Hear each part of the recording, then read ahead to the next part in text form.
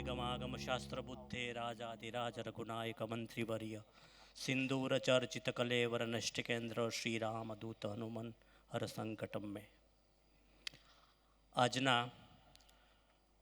हनुमान चालीसा की कथा प्रसंगे जेमनी खास उपस्थिति है वक्ताश्रीना रूप में एवं पूज्यपाद वक्ताश्री शास्त्री स्वामी हरिप्रकाश दास जी एवं एमनी साथे पधारेल तमाम संतो एवं आजना प्रसंगे खास उपस्थित लक्ष्मीनारायण स्वामी, संत स्वामी, कपिल स्वामी, आ बाजू बधा संतो एवं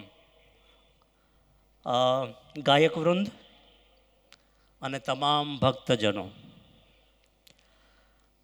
जेम कपिल स्वामीए बात करी, वर्णन कर्યું सारिंगपुरનું कष्टभंजन देवનું અને શાસ્ત્રી સ્વામી હરિપ્રકાશ દાસજી એવं સારિંગપુર મંદિરના કોઠારી સ્વામી વિવેક સ્વામી બંને યુવા સંતોની સુંદર વાત કરી।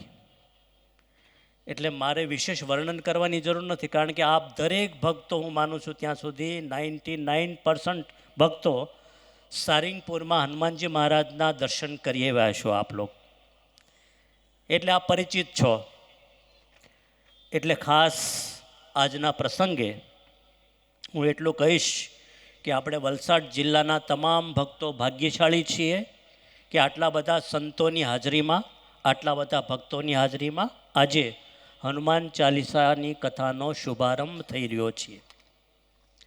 તો ખાસ કરીને બધાને આગ્રહ કરીશ કે 7 દિવસ આપણે બધાએ પરિવાર સહિત, ફ્રેન્ડ સર્કલ, મિત્રો, આડોશી પાડોશી બધાને સાથે લઈ અને આપણે આ કથાનો લાભ લઈએ, કારણ કે આવો લાભ વારંવાર આપણને મળતો નથી। એટલે આજના પ્રસંગે ખાસ કરીને શાસ્ત્રી સ્વામીને તો આપ દરેક સાંભળો જ છો, દરેક જગ્યાએ મીડિયાના માધ્યમથી, સોશિયલ મીડિયાના માધ્યમથી, પણ સાક્ષાત રૂબરૂ સાંભળવા, આમને સામને નજીકમાં બેસીને સાંભળવા એ જીવનનો સૌથી મોટો લાવો છે।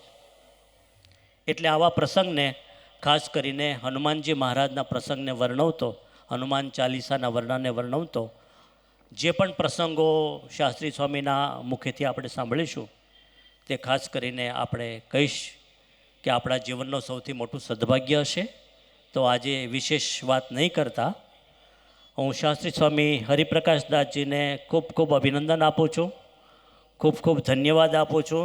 એમની બહુ બધી કથા તો અમે સાંભળેલી છે, ભાગવતની કથા વારંવાર નાસિકમાં શ્રવણ કરવાનો લાભ મળ્યો, ગઢપુરમાં સત્સંગી જીવનનો લાભ મળ્યો, અનેક જગ્યાએ એમની વાણીથી પરિચિત છીએ, સાંભળવાનો લાભ મળ્યો, પણ હનુમાન ચાલીસાની યુવા કથા સાંભળવાનો આ વલસાડ જિલ્લામાં પહેલીવાર લાભ લઈ રહ્યા છે અમે બધા સંતો।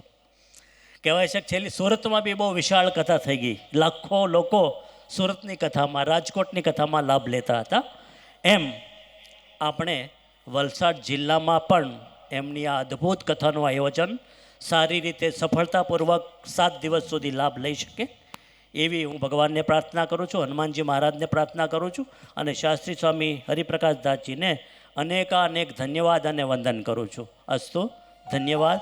જય કષ્ટભંજન દેવ।